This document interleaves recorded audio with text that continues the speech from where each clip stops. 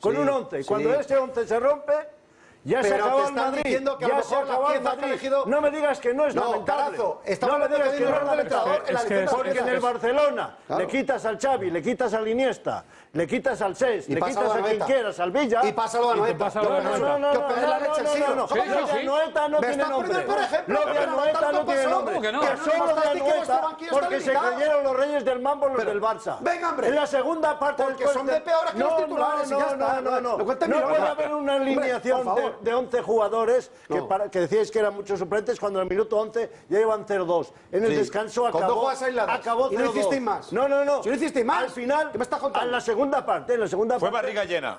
Exactamente. Vale. No, más que barriga llena. En la segunda parte venía el Milan el miércoles o el martes. También. Con reservaste y entonces empataste para reservar. Los propios jugadores, y lo digo yo, los propios jugadores se lo creyeron y dijeron, vamos a parar.